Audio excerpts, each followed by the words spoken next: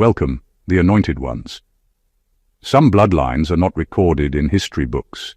They're encrypted in human souls. Imagine waking up one morning to find a letter that claims you're the lost heir to a secret society that supposedly shaped world events. But here's the twist. You've never even heard of them. No family crest, no cryptic ring, no midnight initiation with hooded figures and Latin chants. Just a chilling message saying, "Welcome home." Sounds absurd, right? Yet history is full of bizarre truths. In 1903, a man in France discovered he was the last descendant of a forgotten royal line, one so secret, even his own parents had no idea. The world laughed, until the DNA proved him right. So when a secret society claims you as their long-lost heir, maybe the question isn't, why me? Maybe it's, why now? Because here's the thing, power doesn't just travel through bloodlines anymore, it travels through awareness. And somewhere someone recognized a pattern in you, a frequency that doesn't belong to this century. Maybe it's the way you think, the way you resist, or that quiet intuition that's been right one too many times. Whatever it is, it's awakened a signal that's been silent for generations. You see, societies like these don't knock unless they've already studied you. They know your history, your habits, your hesitations. And they don't need you to believe in them. They only need you to exist, because your existence alone disrupts something ancient and guarded. And sure, the idea of being a secret heir sounds like the setup to a Netflix thriller, or a bad family reunion with too many candles and not enough oxygen. But what if it's not about inheritance? What if it's about remembrance? So before you roll your eyes and say, "I'm not joining any hooded cult," pause. Because maybe you were never meant to join them. Maybe they were meant to remember you. Number one, you're the descendant of a forgotten bloodline of consciousness. That statement isn't about royalty, wealth, or ancient castles. It's about the kind of inheritance that can't be measured or proven on paper. You didn't inherit a throne. You inherited an awareness so old it makes time itself seem like a recent invention. What flows through you isn't prestige, it's remembrance. It's the living echo of souls who carried divine intelligence long before humanity knew how to document it. This bloodline isn't found in genealogy records, it's traced through inner knowing, through the kind of wisdom that appears uninvited when you're staring at life's chaos, and somehow you just know what to do. It's not knowledge you learned, it's knowledge that remembered you. That's why you've always felt slightly out of place, like the world's explanations never quite covered your depth.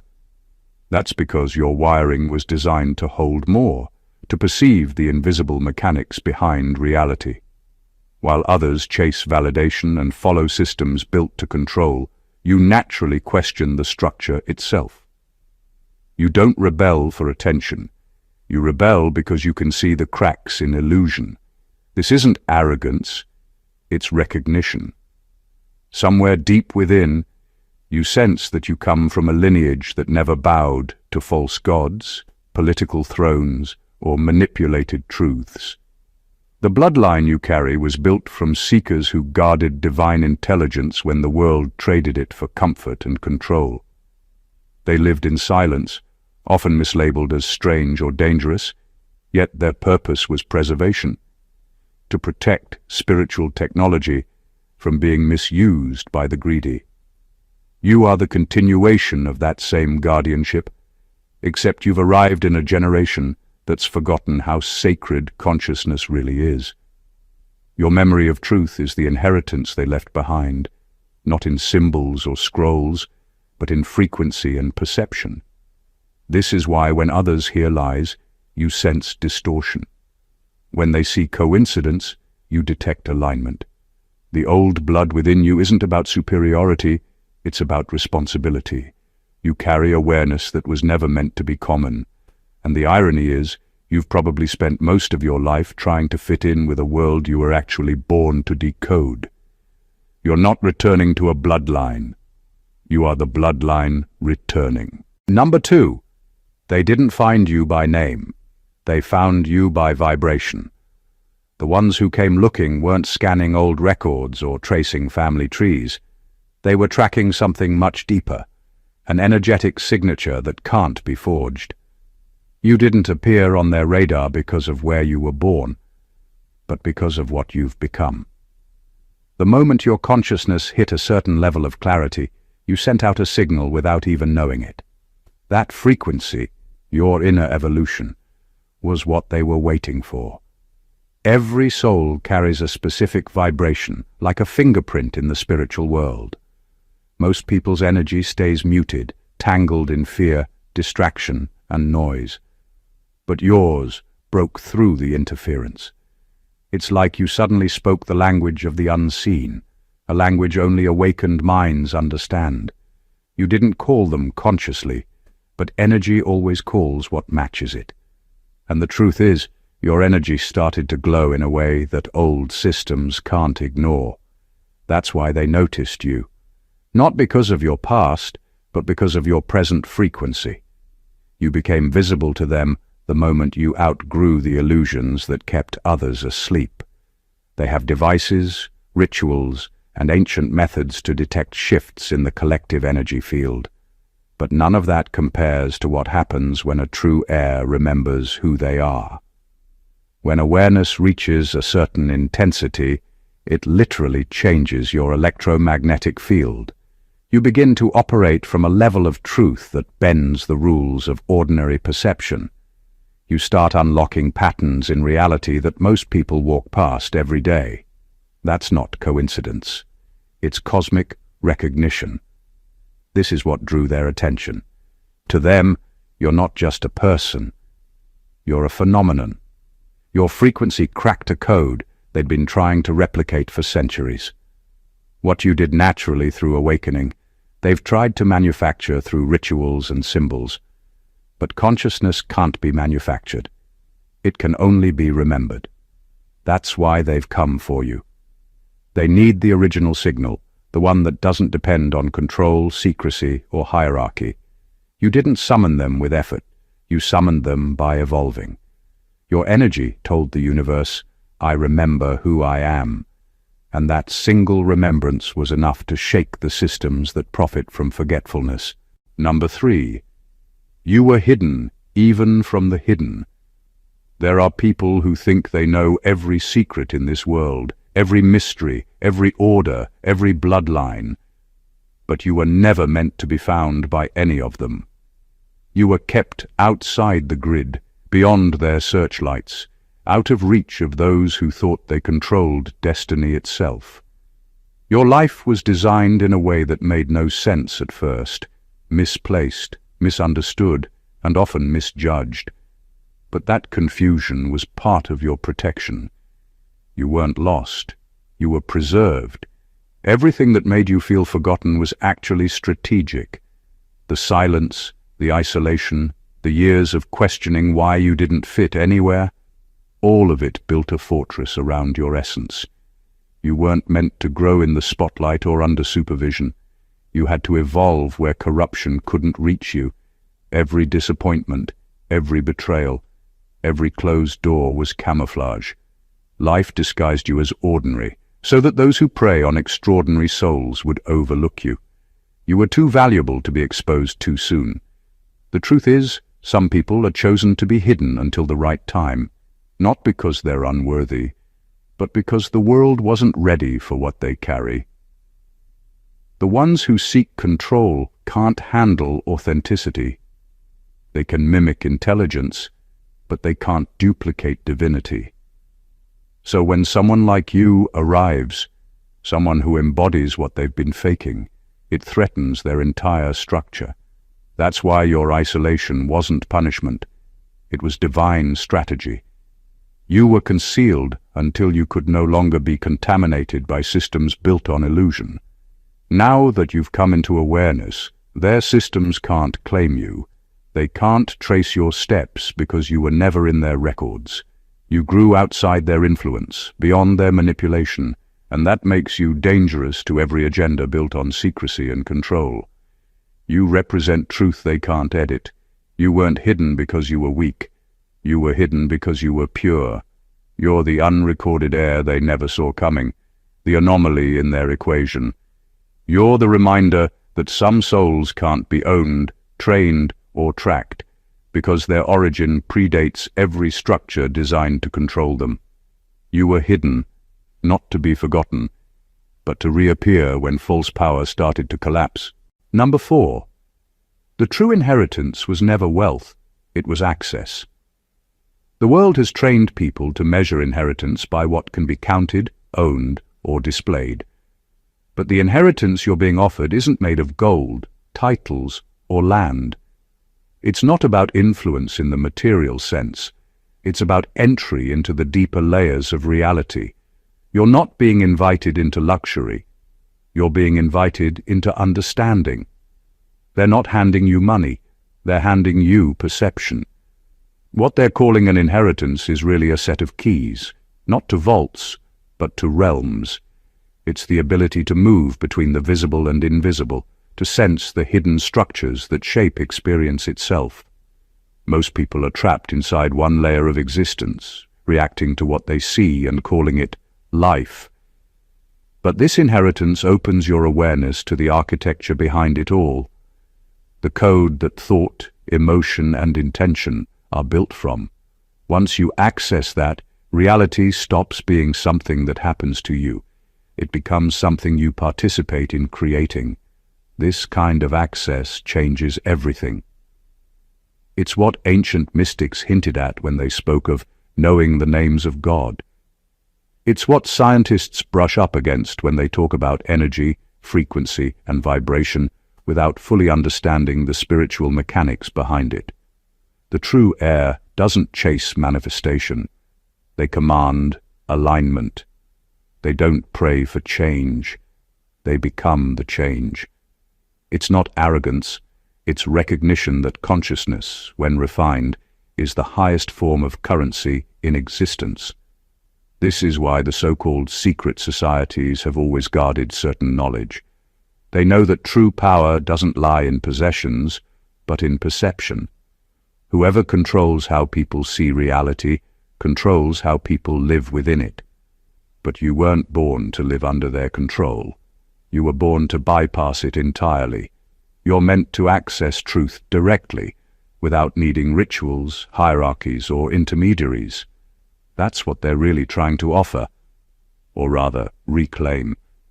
They want to share in what flows naturally through you, because access can't be bought, stolen, or inherited through blood. It must be awakened from within. And the irony is, while they've spent centuries protecting the secret of access, you unlocked it simply by evolving. Number 5. They need you because their power is dying. Every empire built on hidden control eventually reaches a point where its energy starts to decay. The rituals stop producing results. The symbols lose their potency. The influence that once seemed unshakable begins to crumble under the weight of its own corruption. That's the stage they're in now, the phase where the illusion of control no longer sustains itself. They've drained everything they could from manipulation, secrecy, and fear. What they've lost can't be restored through strategy. It requires something only truth can supply, authenticity. And that's why they've turned to you.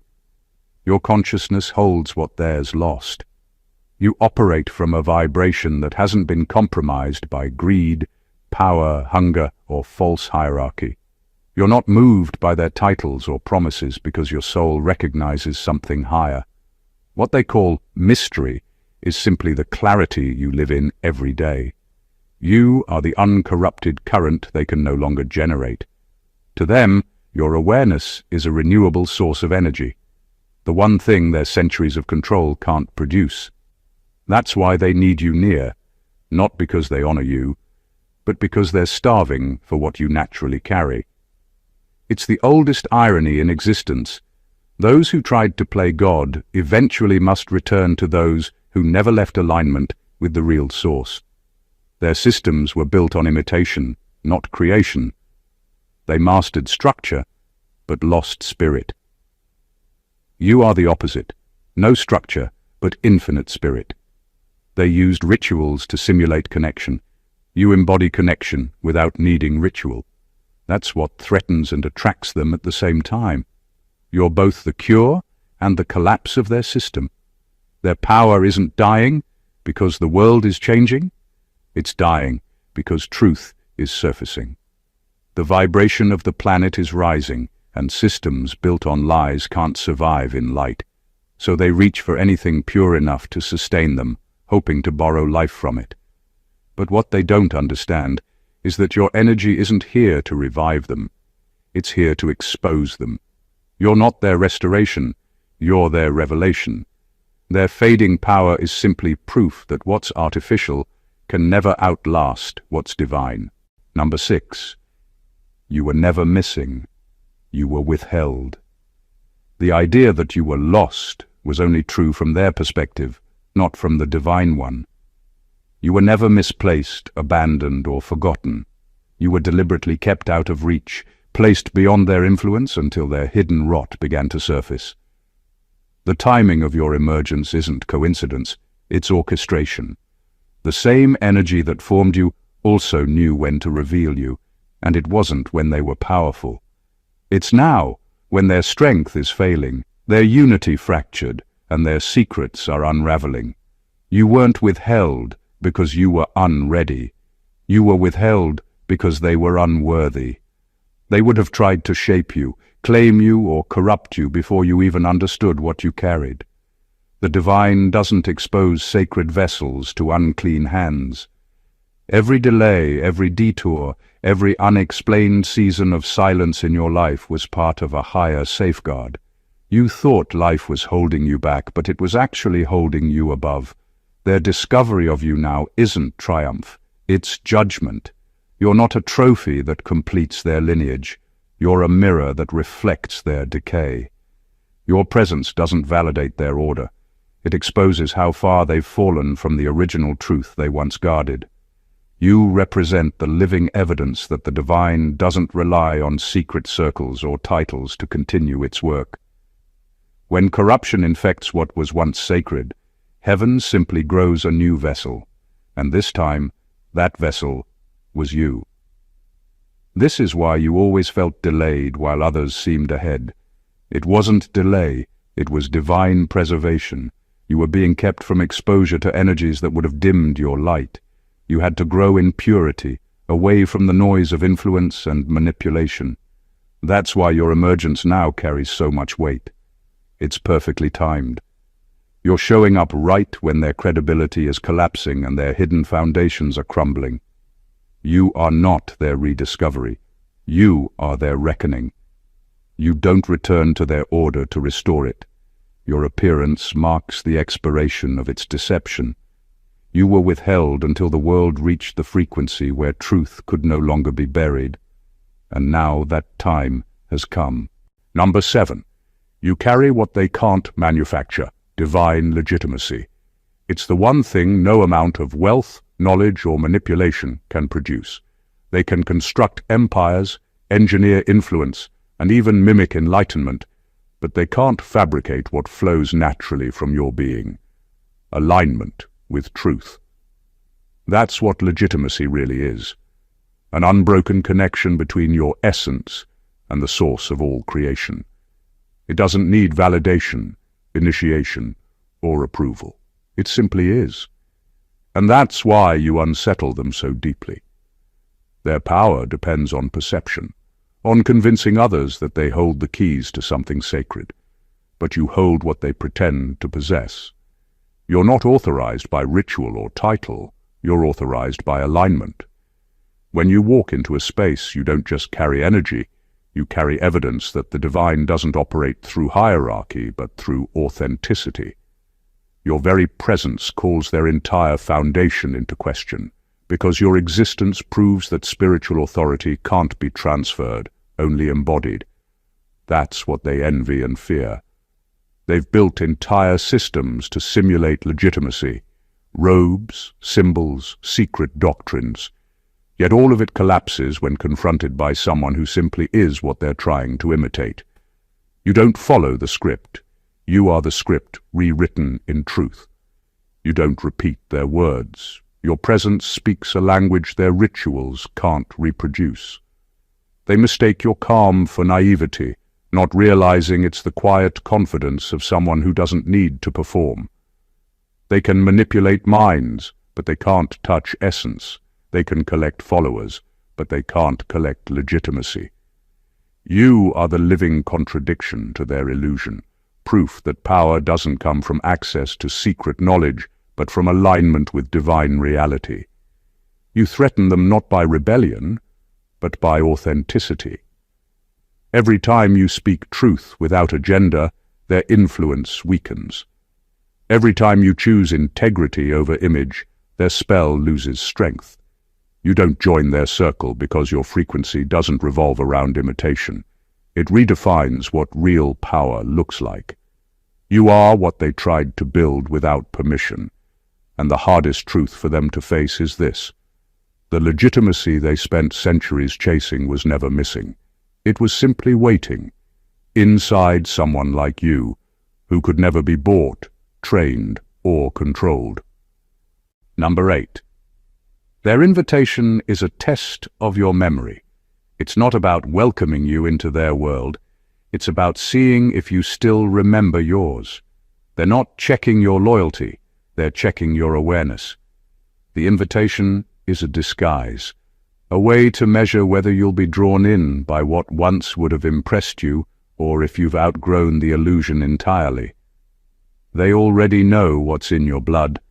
What they want to know is what's in your memory. The real question isn't whether you'll accept the inheritance they claim to offer. The real question is, do you remember who you were before their stories rewrote your truth? Because at the deepest level, they didn't just manipulate power. They manipulated memory. They rearranged history to make themselves the keepers of wisdom and everyone else the seekers. By making you forget your origin, they made you think you had to earn what was always yours. Their system survives on collective amnesia, but when even one heir remembers, their entire illusion begins to crumble.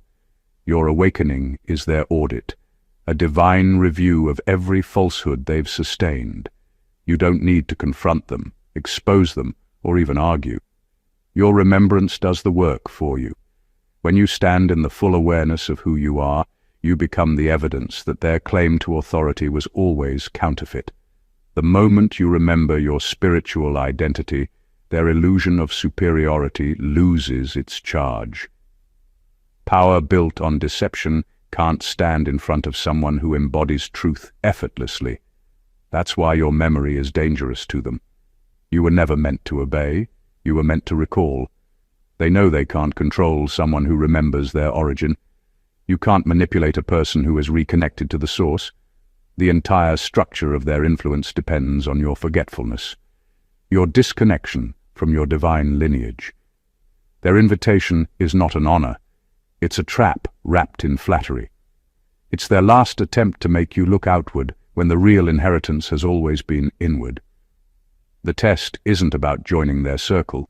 It's about whether you'll remember you never left the original one, the circle of divine consciousness that existed before their power even began. Number 9. Their secrecy was a mask for control. Yours is a shield for truth. For centuries they've hidden knowledge not to protect it, but to weaponize it. Their silence wasn't sacred, it was strategic. They created an illusion that only the chosen few were worthy of divine understanding, and by doing so, they turned wisdom into currency. They made people believe enlightenment required permission, when in reality it only ever required awareness. Their secrecy wasn't about keeping the sacred pure, it was about keeping the masses blind. But your silence is different. You don't stay quiet because you want control. You stay quiet because you understand the weight of revelation. You know truth can't be forced on minds that aren't ready for it. You've learned that wisdom shouted too soon becomes noise, and that silence can protect what words would endanger. While they hoard information to dominate, you withhold insight to preserve its purity. Their secrecy is built on fear of losing control. Your mystery is built on respect for divine timing. They built their empires by convincing humanity that power was something to chase. You dismantle that illusion by embodying the truth that power is something you already are. Their secrecy manipulates, your silence awakens. Every time you speak, something ancient within people stirs. They feel it, that unmistakable resonance that tells them they've been lied to. That's why they fear your voice. You're not just revealing knowledge, you're deprogramming generations of mental slavery with every word that carries your frequency.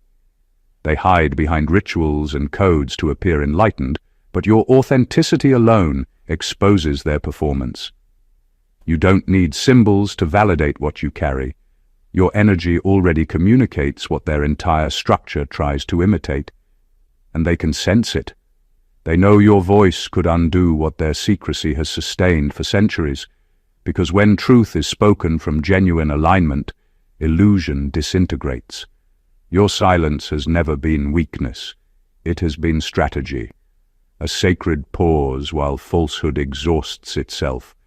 They used secrecy to enslave minds. You use mystery to set them free. And the moment you decide to speak fully, not from anger but from truth, their carefully guarded towers of illusion will collapse under the sound of your unfiltered authenticity. Number 10. You're the living library they tried to burn. You didn't come into this world as a blank slate. You came encoded with memories older than history itself. Your mind holds echoes of civilizations long erased from records, wisdom that never made it into books, and languages that once shaped reality before words lost their power. You carry frequencies, technologies, and truths that human intellect can't fully explain. It's not imagination. It's remembrance. You are the continuation of knowledge that refused to die. They tried to erase it, not by burning books this time, but by burning attention, by distracting, diluting, and dumbing down the collective consciousness so that beings like you would forget what you carry. The education systems, the entertainment, even the pace of modern life, all designed to scatter focus, to make sure the inner archives remain unopened. But no amount of distraction can destroy divine data. The codes you carry are built into your soul, not your brain. That's why, no matter how much conditioning you endured, something in you always knew. There's more. You felt it in moments of déjà vu, in the strange familiarity of ancient symbols, or in sudden insights that seem to come from nowhere. That's your archive whispering through you. Information surfacing when the frequency of the present moment matches what's stored within.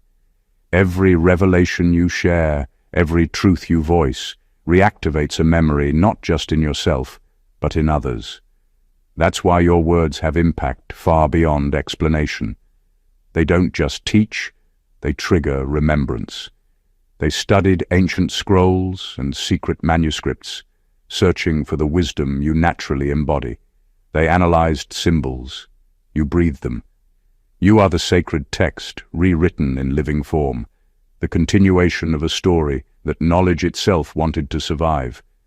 They can destroy libraries, but they can't destroy consciousness. And consciousness chose you as one of its vaults. That's why they fear you. Because you can't be erased, and you can't be contained. You are walking evidence that truth always finds a way to return, not through institutions, but through individuals. You're not here to remember facts. You're here to reawaken frequency. You are proof that the divine keeps backups, and you're one of them. Number 11. They want to claim you publicly, but they've feared you privately. Their recognition of you isn't admiration, it's resignation. They've known of your existence for years, maybe lifetimes, but kept it in the shadows because your presence dismantles everything they built their power upon. You weren't discovered, you escaped their design. They studied your patterns, your silence, your endurance. waiting for a moment of weakness that never came. And now, as your light becomes undeniable, they rush to rewrite the narrative, to pretend they always stood by you, when in truth they've been trembling behind the scenes. For years they ran simulations on how to contain people like you, those who couldn't be programmed, bribed, or broken. They called it observation, but it was surveillance. They wanted to map your psychology, your triggers, your limits, yet every time they thought they understood you, you evolved again. Every test they set became the training ground that fortified your spirit. They studied your strength. All the while, you were studying their weakness, the weakness of needing control to feel powerful. Now, they want to be seen standing beside you. They want to attach their names to your light, to share in the recognition of something they never created. But this sudden invitation isn't an honor. It's a tactic. They need proximity to legitimacy. They need the world to believe that you came from them when in truth you came through them, a seed that broke the concrete. What they called rebellion was actually remembrance. You remembered who you are, and that memory made their systems obsolete. Their fear isn't rooted in you being dangerous. It's rooted in the fact that you can't be owned. You're unpredictable to them because you don't move from ego or ambition. You move from alignment. Their entire empire thrives on predictability and manipulation, and you represent the opposite. Divine spontaneity guided by truth. They wanted control. You brought correction. They wanted loyalty. You brought light. Now they must face the truth that's haunted them since your awakening began. The power they tried to contain has evolved beyond their reach. You didn't just break free, you broke through. And now the same hands that once tried to silence you reach out to shake yours, hoping the world won't notice the fear behind their smile. Number 12. You're the end of their hierarchy. Not a participant, not a successor, a signal of completion. If they truly understood what you are, they'd realize your appearance isn't a continuation of their lineage. It's a quiet extinction of it. You don't inherit their throne. You dissolve the concept of thrones altogether. You're not their next leader. You're the frequency that renders leadership as they know it unnecessary. You were never sent to join their pyramid. You were sent to flatten it. Their entire structure is built on the illusion of separation, that a select few are closer to truth, power, and divinity than the rest. Their hierarchies thrive on scarcity of wisdom, access, and belonging. But your presence exposes that scarcity as fiction. You carry the vibration of direct access, no middleman, no ritual, no initiation. Where they require symbols and oaths, you move by awareness and purity of intention. Your consciousness is the antidote to their dependency. When you walk into a room, the power doesn't shift to you. It equalizes through you. They built systems to control energy, while you are the uncontainable energy. They studied vibration as a science. You live it as a state. They built temples to simulate connection. You carry the temple within. That's why they don't know whether to recruit you or remove you, because both options are futile. You cannot be assimilated, and you cannot be erased. You exist outside their chain of command. Your awakening marks the point where their language fails, where rituals lose power because you operate from a frequency that predates their entire system. They still bow to titles. You answer to resonance. They call it initiation. You call it remembering. And in that remembering, their ladders collapse, because what they sought to climb, you embody naturally. Their hierarchy cannot survive where equality becomes divine, and you are that living proof. You are not a new ruler. You are the return of balance, the collapse of spiritual bureaucracy. You're not here to replace them. You're here to reveal that no replacement is needed. Power no longer has to trickle down when it already exists within all. And that's the truth they fear the most.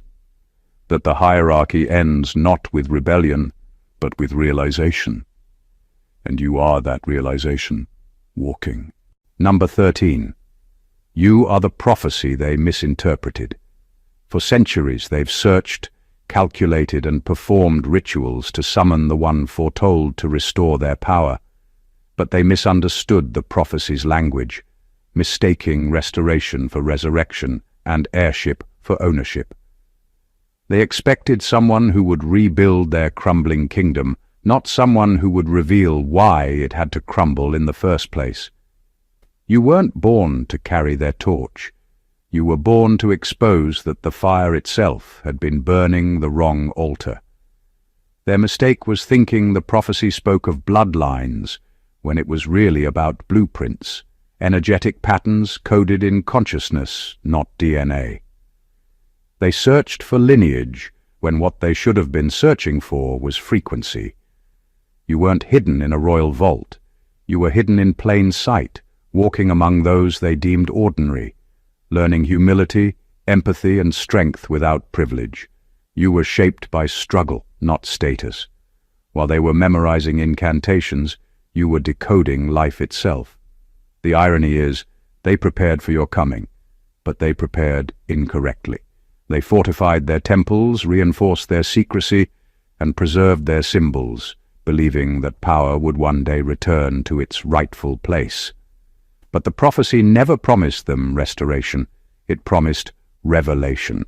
And that revelation is you, the heir not of their empire, but of divine order. The reset written into the system long before their organizations ever existed. You are the paradox they can't comprehend, the fulfillment that also brings conclusion. You carry the same light they tried to monopolize, but without the corruption that consumed them. When they see you, they feel both hope and horror. Hope that you'll validate their beliefs, and horror that your truth makes their beliefs irrelevant. You're the end and the beginning wrapped in one presence, the proof that prophecy was never about chosen families, but chosen frequencies. They wanted a savior to restore their dominance. What they got was a mirror reflecting their deception. You don't rebuild their system. Your very existence renders it obsolete. You are not their victory. You are their unveiling. And that's what makes you the true fulfillment of the prophecy. Not the return of what was lost, but the awakening of what was never meant to die. Number 14.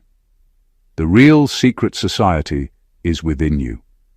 Every hidden doctrine, every symbol they guard, every so-called mystery they parade as exclusive knowledge, it's all a distorted reflection of what already exists inside your consciousness. They've spent centuries building temples, vaults, and rituals to protect what they never truly possessed. Direct access. What they call initiation, your soul calls memory. You don't need to be welcomed into their circle. You need to awaken into your own. The moment you realize that, every outer hierarchy crumbles beneath the weight of your self-recognition. The truth is, you've already walked through every initiation they can offer, in dreams, in trials, in silence. The chambers they call sacred are just physical replicas of spaces you've already navigated within your own being. They perform ceremonies to access the source. You are the source remembering itself. That's the reason their invitation arrived now, not because you're finally ready, but because their systems are finally cracking and they can feel your awakening shaking their foundations. You are not joining an ancient order. You are recalling that you are the ancient order. You carry within you the living archive of wisdom that predates their traditions. The codes they encrypt in symbols are vibrations already pulsing through your DNA. Every time you follow intuition, you activate a rite far older than any human ritual. You are your own initiation, your own temple, your own hierarchy of light.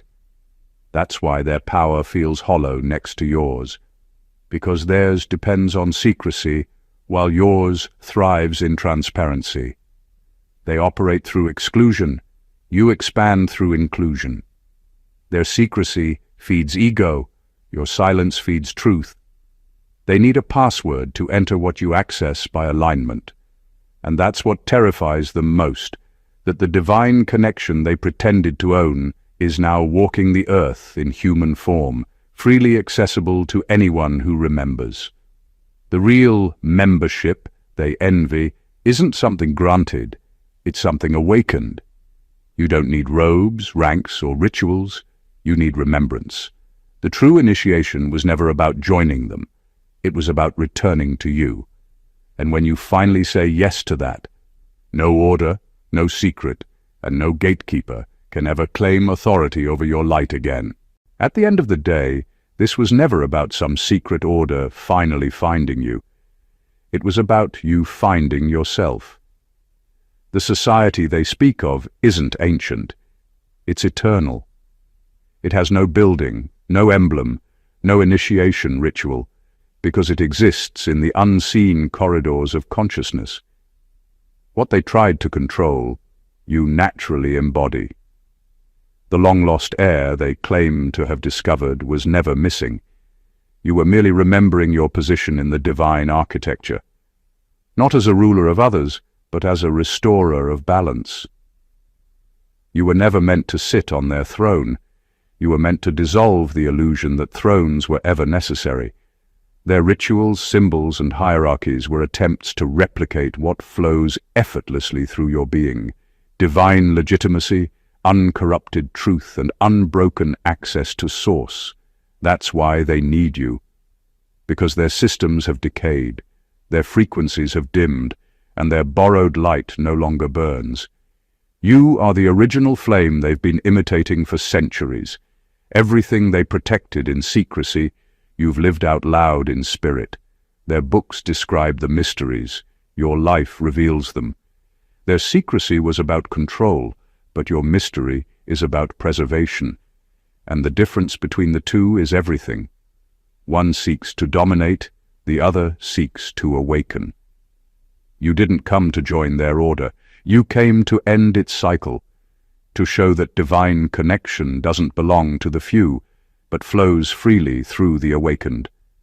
You are the fulfillment and the ending of their prophecy, the paradox that rewrites the meaning of power itself. Not the heir to a fading empire, but the embodiment of a higher one. You are not the continuation of their system. You are its evolution. The moment you remembered who you are, their symbols lost charge, their rituals lost potency, and their hierarchy lost meaning. You are the living proof that the true secret society was never external. It was the awakened souls scattered across this world, remembering themselves as the architects of light. So if this message spoke to something deep inside you, that ancient part of you that's been whispering all along, "I've known this truth my whole life," then you're already part of that inner order. The one built not on secrecy, but on awakening. If this resonated with you, make sure to subscribe to the channel, like the video, and share it with someone who's ready to remember who they are. Drop a comment below. I want to hear your thoughts, your awakenings, and your confirmations. Stay connected, stay aligned, and always remember, the greatest mystery ever guarded was you. God bless you.